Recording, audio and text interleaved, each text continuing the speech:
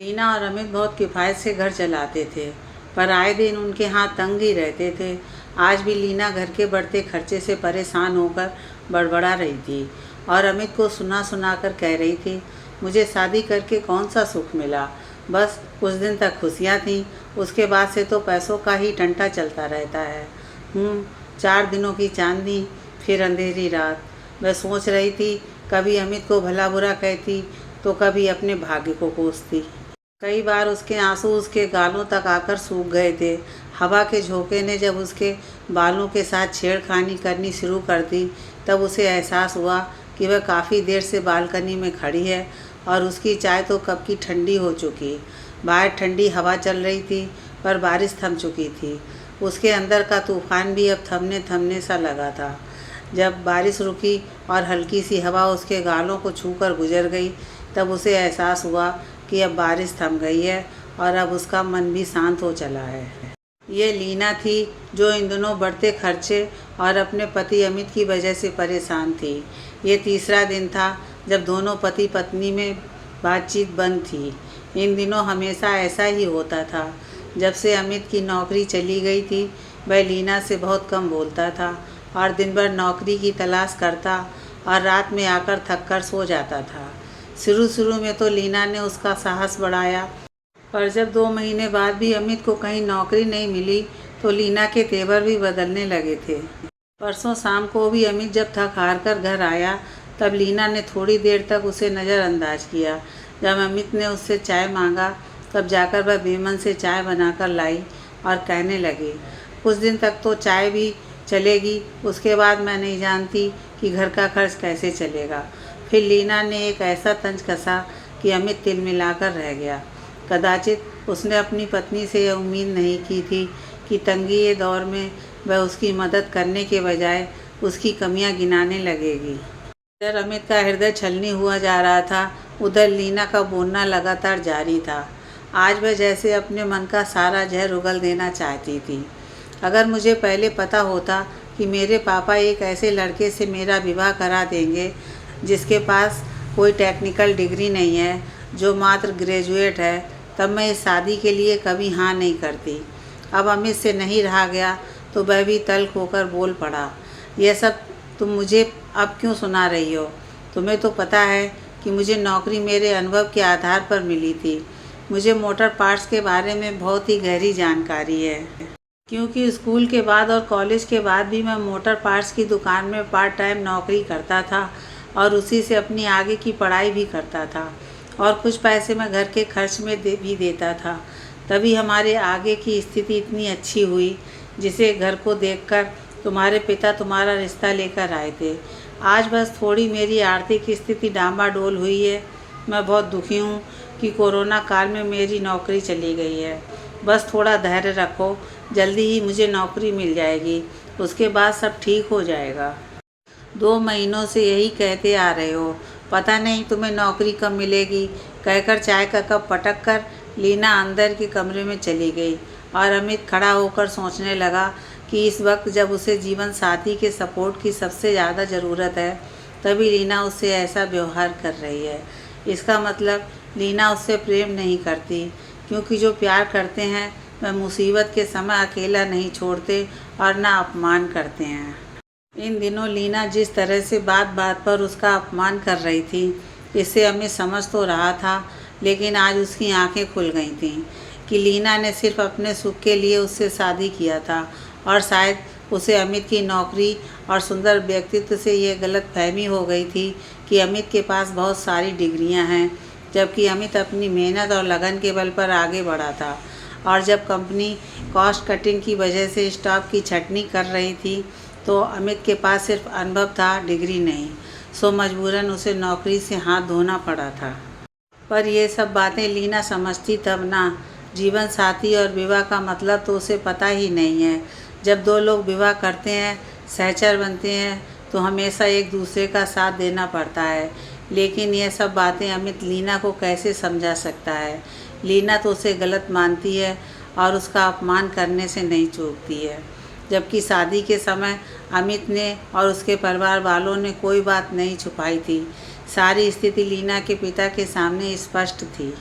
उनकी पारखी नज़र ने मेहनती और होनहार अमित की प्रतिभा पहचान कर उसके उज्जवल भविष्य को देखते हुए ही अपनी लाडली नकचढ़ी बेटी का हाथ अमित के हाथ में दिया था।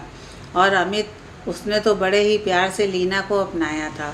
उसके घर वाले भी सरल हृदय के थे, सो लीना को भरपूर स्नेह व सम्मान मिला था। बहरहाल पति पत्नी का अबोला कुछ दिन चला, फिर दोनों में हल्की फुल्की बातचीत शुरू हो गई, पर दोनों का व्यवहार कुछ असहज सा रहा था। जब से लीना ने अमित का अपमान किया था, वह उससे और भी कटा कटा रहने लगा था। दोनों में बड़े ही संक्षिप्त संवाद हुआ करते थे।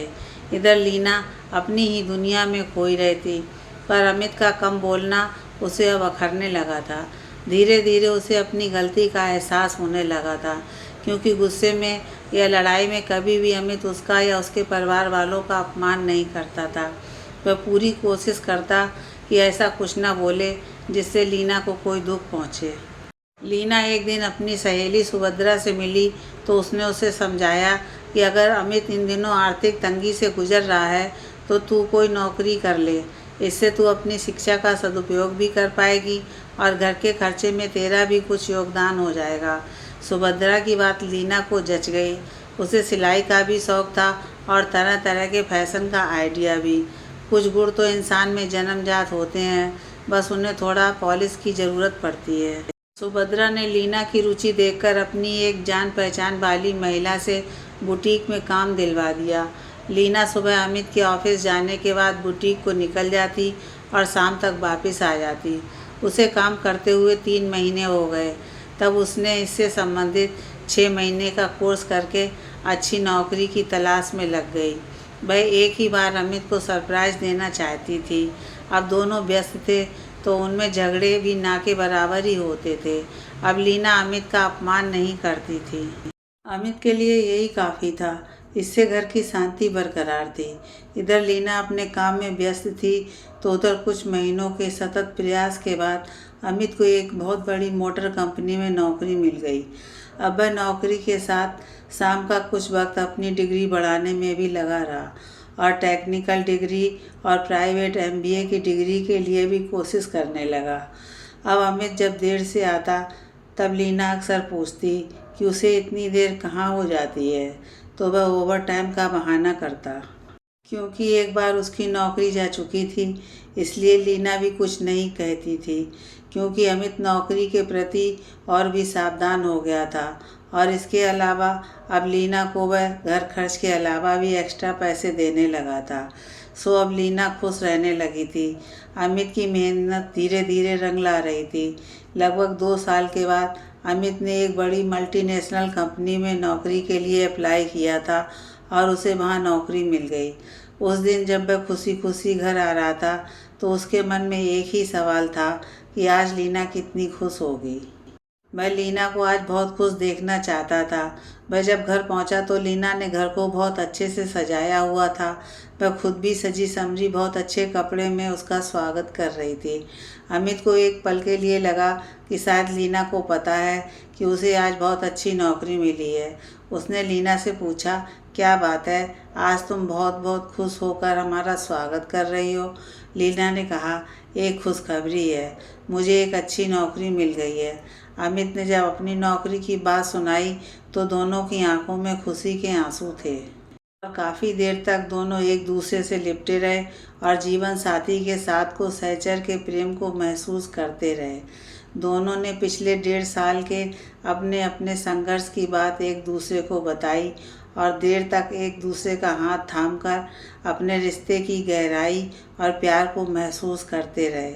उस रात खाना खाने के बाद देर तक दोनों आंगन में चांद की चांदनी में बैठे रहे और आपस में बतियाते रहे।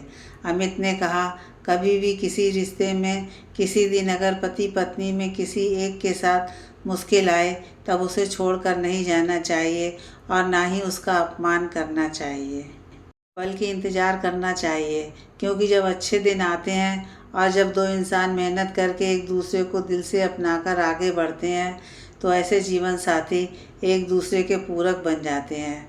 लीना ने कहा, एकदम सही कह रहे हो तुम।